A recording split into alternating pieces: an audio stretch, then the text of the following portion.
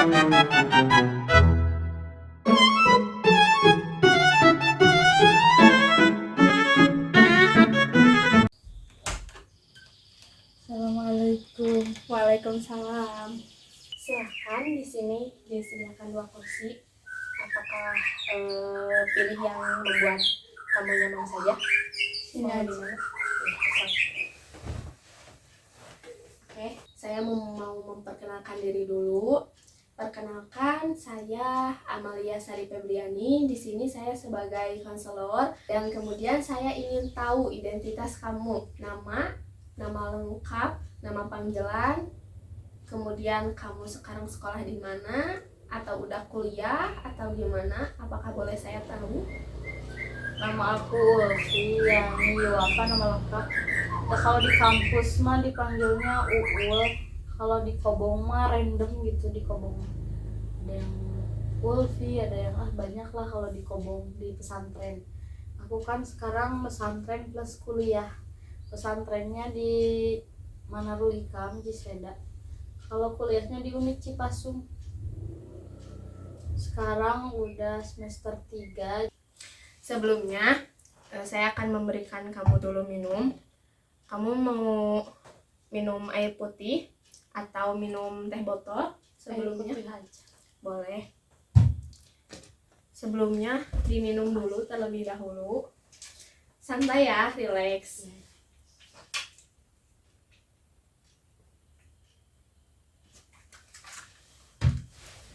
Oke.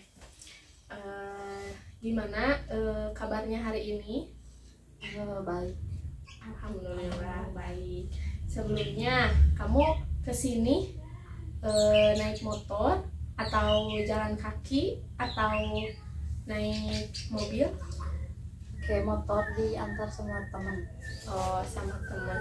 Terus temennya Temennya pulang lagi nanti dijemput lagi. Oh, temennya dijemput lagi ntar. Oke, sebelumnya saya di sini mau menjelaskan dulu tentang asas keterbukaan dan asas kerahasiaan. Sebelum sesi konseling ini dimulai, bahwa saya akan menjelaskan tentang asas kerahasiaan, bahwasanya tentang apapun yang kamu ceritakan, tentang apapun yang kamu beritahu kepada saya, mungkin itu ada halnya keterjagaan, bahwa tidak akan keterbukaannya suatu pemberitahuan. Jadi di sini mungkin aman ya. Kemudian ada tentang asas keterbukaan. Nah, di sini saya sebagai konselor mungkin akan menanyakan beberapa hal tentang yang ingin saya tanyakan kepada kamu. Sebelumnya, saya ketika membaca intake form yang sudah kamu tulis, sebelumnya memang benar kamu belum pernah melakukan sesi konseling? Belum ya. Mungkin kamu sudah tahu tujuan kamu untuk kesini? Udah. Oke. Sebelumnya saya akan bertanya, apakah ada pertanyaan dulu sebelum memasuki sesi konseling? Gak ada. Oh ya. Lanjut mungkin di sini saya mau bertanya, boleh tahu gak keseharian atau aktivitas kamu dalam sehari-hari dari mulai bangun tidur sampai tidur lagi? Mungkin saya mau sedikit tahu gimana keseharian kamu sehari-hari. Seharian mah biasa bangun kan aku mondok ya. Bangun ke masjid jamaah, ngafalin, mengaji, terus pulang ngaji biasa aktivitas kayak mandi, nyuci baju, menjemur, kerjaan pribadi lah. Terus berangkat ke kampus, kalau ada jadwal kampus berangkat kampus. Biasa di kampus belajar, pulang ngaji gitu ya, ngaji jamaah ya, paling itu gak jauh dari itu sih. Oke. Mungkin dari aktivitas itu ada satu kejadian atau satu hal yang membuat kamu bad mood lah, marah lah, mungkin ada? Iya mungkin ada sih, cuman kan kadang kita tuh capek ya, kayak capek ngejalanin hidup, kayak ya kuliah, ya ngaji, ya kadang kan aku juga disuruh ngurusin anak-anak gitu. Aku terhitung udah besar gitu, ngurus anak-anak santri yang masih kecil, membimbing mereka. Ya kadang kita tuh ada rasa mumet, bad mood, capek kayak gitu. Oh. Terus boleh tahu, boleh diceritakan bahwa kegiatan di pesantren itu sangat melelahkan atau sangat membahagiakan?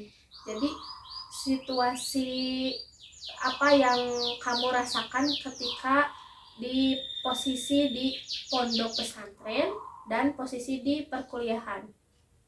Iya kayak kalau ada masalah mungkin ngerasa nggak baik-baik aja, melakukan kegiatan tuh kayak yang capek, gak semangat. Tapi kalau misal fine-fine aja, seberat apapun kegiatannya dijalani, happy aja gitu. Kadang kalau ada masalah kan kayak sama temen rada ada cekcoknya, atau melakukan kesalahan kita kena tegur terus gak nyaman juga ke kitanya, atau masalah sama orang tua wali santri juga. Kadang kan kita sebagai yang ngurusin di pondok ada aja masalah gitu sama wali santri kah, yang komplain ini itu, atau anak-anaknya ya yang terlalu gimana gitu. Jadi kadang itu membuat situasi kita lelah, pengen menyerah dan capek aja. Mungkin jadi pemicu utamanya dari pondok pesantren terlebih dahulu gitu ya. Ya, tapi saya mau tahu tentang tadi yang kamu bicarakan tentang permasalahan sama teman, percekcokan sama teman. Itu hal lumrah atau hal yang kadang? Yang lumrah sih, kayak beda pendapat. Kalau menurut aku mah A, menurut dia B gitu. Jadi kita gak mau pada egois gitu, gak mau kalah. Ya ujung-ujungnya dia marah mungkin sama aku gak enak, jadi begitulah, biasa gitu. Ya, jadi mungkin di sini kamu akan merasakan hal aktivitas yang tidak akan dilakukan ketika kamu merasa capek, lelah. Mungkin itu yang akan kamu lakukan ketika maupun itu di kampus, di pesantren, ketika kamu merasa lelah, gak bisa ngelakuin apa saja gitu. Bisa, cuman gak bersemangat aja, kayak enggak apa ya, enggak full, enggak terlalu ini gitu mengerjakannya. Jadi sahayuna gitu. Kemudian kita nanya, jadi meskipun kita dipaksa mengerjakan, terus kondisi kita lagi kayak gitu, kayak makin ini, makin lelah. Terus kemudian kegiatan di pondok, kamu tadi bilang bahwa kamu mengurusi anak-anak. Apakah kamu di pondok menjabatani dengan sebuah pengurus? Iya, pengurus. Oh, iya. Apakah kamu merasakan bahagia dijabati pengurus, atau kamu malah sebaliknya merasa kok aku terkekang ya, kok aku merasa menyerah ya? Perasaan kamu ketika kamu pertama kali menjabatan dengan jabatan pengurus, gimana perasaan kamu? Senang karena dikasih kepercayaan, tapi ya capek gitu. Kadang gak senangnya tuh emang harus ngurusin gitu, tapi kan gimana ya, kadang ngerasa senang, kadang ngerasa enggak gitu, tergantung pribadi saya lagi gimana gitu. Kalau misal lagi ngerasa capek, ingin menyerah, kayak emang tadi kalau kita tuh lagi mungkin pribadinya lagi lemah, keadaan lagi nggak baik-baik aja, jadi kayak ngerasa Tapi kalau semisal ya dikuatin lagi gitu sama entah sama guru lah sama temen lah gitu, emang capek emang gitu, tapi harus dijalani gitu. Jadi ya berjalan aja. Perasaan mah ya kadang baik kadang enggak gitu, tapi lebih banyak mah bersyukurnya karena banyak belajar gitu dari sebuah amanah itu. Mungkin itu dilakukan dengan sebuah keridoan ya. Iya.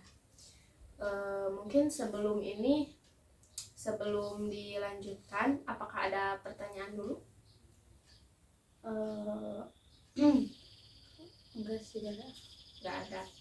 Oke, mungkin di sini saya lanjut untuk ke bagian tentang mencari solusi.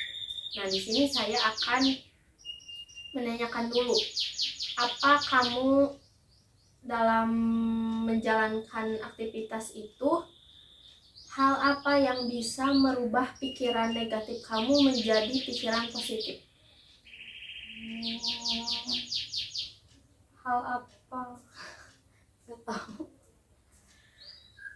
Ketika kamu jadi gini, ketika kamu sekarang merasa capek, merasa lelah, ketika posisi di pondok pesantren, ketika anak-anak yang kamu suruh anak-anak untuk berjamaah tapi susah. Nah, hal apa yang ingin kamu lakukan bahwa pikiran negatif kamu itu ingin membentak, ingin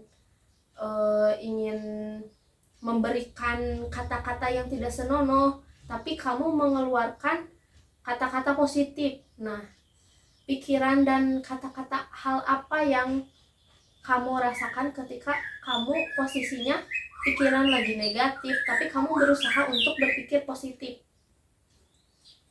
Hal apa ya? Mungkin kayak kita teh ngerasain apa yang orang rasain. Kayak kalau misal kita kasar dengan cara kayak gitu, kadang kita gak enak gitu. Makanya kita gak boleh gitu ke orang gitu. Kalau mikirnya kayak gitu sih, lebih ke kalau kita gitu ke orang, kalau kita digituin sama orang kita gak enak, berarti kita juga jangan ke orang lain.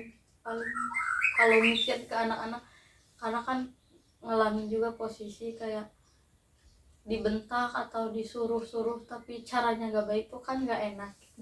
Makanya suka mikirnya ya udah, jadi kalau aku ke orang lain juga gak boleh gitu. Iya, berarti itu hal yang mungkin secara pribadi kamu dilakukan ketika kamu tidak ingin dilakukan seperti itu sama orang lain. Mungkin kamu juga tidak akan melakukan seperti itu kepada orang lain. Nah, dalam satu kejadian di kampus, di kuliahan, apa sih matkul yang kamu sukai, atau ada beberapa matkul yang kamu sukai?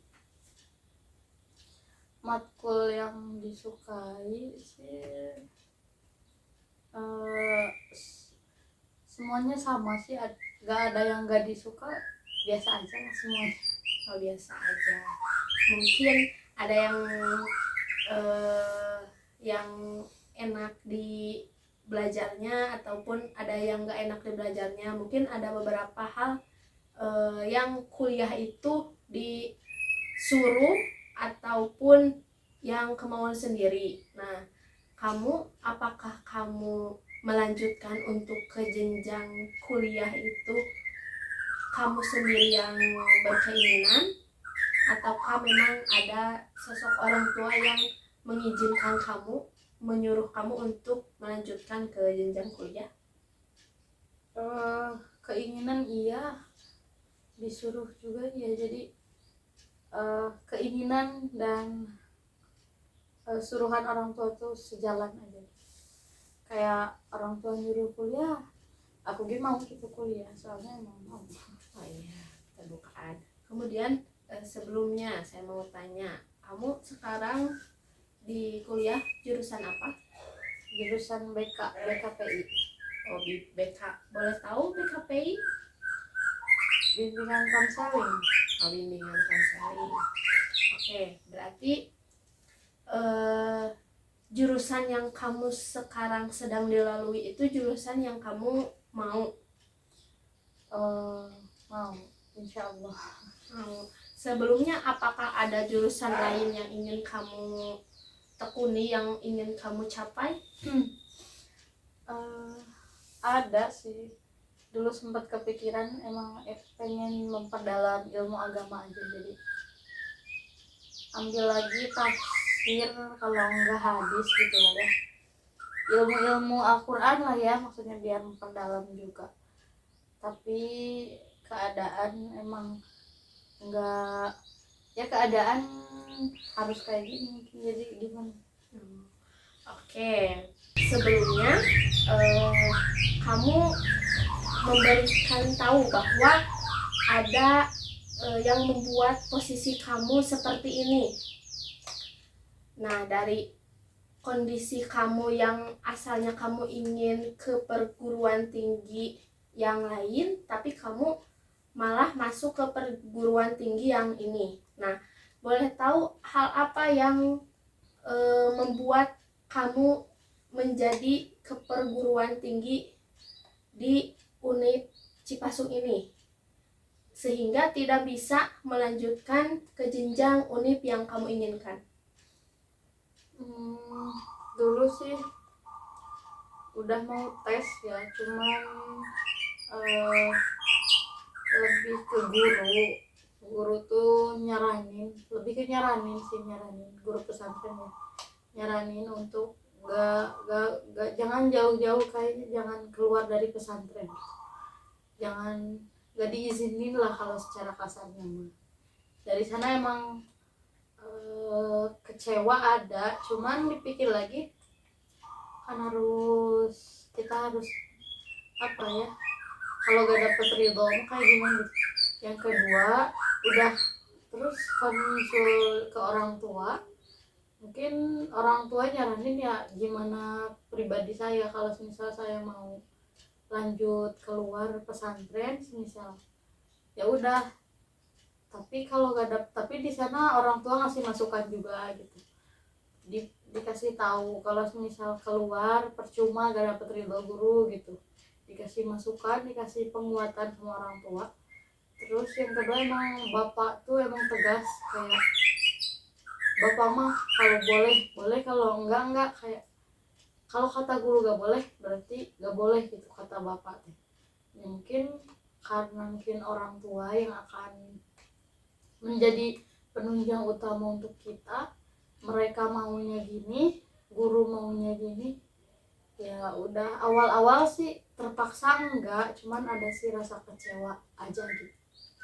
Oh iya, mungkin dirasa ada hal yang tentang bahwa pimpinan pondok pesantren menyarankan kamu untuk melanjutkan di pesantren itu, tapi kamu merasakan rasa ketakdiman mungkin ya untuk takdim di pesantren itu lagi.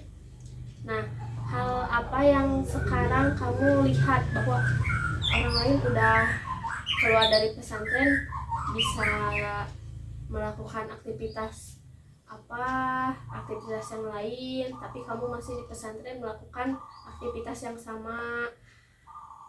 Kadang kamu suka ngerasa, aku ingin keluar pesantren, aku ingin main keluar pesantren, atau gimana? Apakah perasaan kamu merasa kemarin merasa seperti itu? Kadang gitu sih, kadang mah ya ada pikiran kan, Kadang ada pikiran seperti itu. Nah, selanjutnya hal apa yang kamu lakukan atau kamu kerjakan waktu kamu merasa kelelahan? Aktivitas apa? Kamu suka nonton scroll TikTok atau nonton YouTube tentang informasi-informasi, atau kamu suka membaca buku? Kalau lagi lelah kayaknya nonton drakor. Enggak, nonton Nonton sinetron. Nonton sinetron. Itu nonton sinetron bisa menjadi energi lagi buat kamu. Iya, lumayan bisa. Jadi kalau lagi mumet nonton sinetron, atau kalau gak nonton sinetron juga melakukan aktivitas kayak baca buku dan lain-lain. Boleh tahu kamu suka membaca buku komik atau novel atau apa? Lebih ke buku motivasi sih, lebih ke caranya charger diri lagi, motivasi biar semangat lagi. Oke. Selanjutnya, mungkin di sini kamu tujuannya kamu merasa ingin mengetahui bahwa yang kamu lakukan pada posisi kamu ketika kuliah dan ketika kamu di posisi pesantren, hal yang kamu lakukan atau yang kamu merasa lelah atau ingin menyerah, ingin kamu tahu rasanya hal apa yang ingin bisa membuat charging energi lagi kembali, yaitu mungkin dengan cara kamu membaca buku dengan motivasi-motivasi itu yang bisa kamu membuat kembali lagi. Terus kamu mungkin terdapat beberapa teman atau sahabat dekat. Ada. Boleh tahu saya? Boleh. Namanya Ya. banyak sih, di pondok ada banyak temen, banyak lah, ada temen di pondok. Kalau semisal ke kuliahan, di kuliah juga banyak temen. Cuman kalau dari pondok berangkat, di pondok tuh yang kuliah angkatan aku cuman saya sendiri. Jadi kalau semisal berangkat pulang dari kampus suka sendirian juga. Di kampus emang ada temen, cuman kayak temen kesana kemari mah kayak temen jajan sih ada, cuman temen kalau mau pulang atau temen mau diajak berangkat itu mah jarang gitu. Kalau semisal kebetulan aja bareng ya bareng, kalau enggak ya suka. Jadi seringnya mah sendirian sih kalau berangkat ke kampus. Kalau di Kobong mah banyak banget temen baik gitu, saling support juga. Berarti di keseharian kamu berangkat ke kampus, pulang ke kampus sendiri itu tidak membuat kamu menjadi down ketika pulang ke pesantren. Mungkin di pesantren juga memberikan effort atau dukungan yang baik. Iya baik, teman-teman di pesantren baik gitu. Jadi saya mah nggak ada temen saya deket banget, enggak. Musuh atau musuh kan, musuh sih, temen yang jauh yang ini juga enggak. Jadi semuanya sama aja, soalnya kan emang mungkin suka aja gitu sendiri, nggak ribet ajak-ajak orang. Tapi kalau misal butuh temen kesana, kalau misal lagi butuh temen mau kesana harus ada teman, atau mau kesini harus ada temen yang ngajak, siapa aja yang mau nemenin gitu ya. Secara singkatnya mungkin yang mau sama temenan ayo, yang nggak mau temenan gak apa-apa, mungkin gitu ya. Oke. Mungkin di sesi konseling ini karena mungkin baru sesi pertama ya, nah dicukupkan dulu sekian. Terima kasih atas keterbukaan kamu hari ini. Terima kasih atas kehadirannya hari ini. Semoga semuanya bisa berjalan lagi seperti apa yang kamu inginkan. Sebelumnya di sini saya akan memberikan dulu tugas untuk kamu. Mungkin tugasnya sederhana, cuma membuatkan hal pikiran negatif mengubah kepada hal pikiran positif. Buatkan 3 pikiran tersebut. Mungkin tugasnya seperti itu. Terima kasih atas keleluasaannya kamu untuk berbicara pada sesi konseling ini.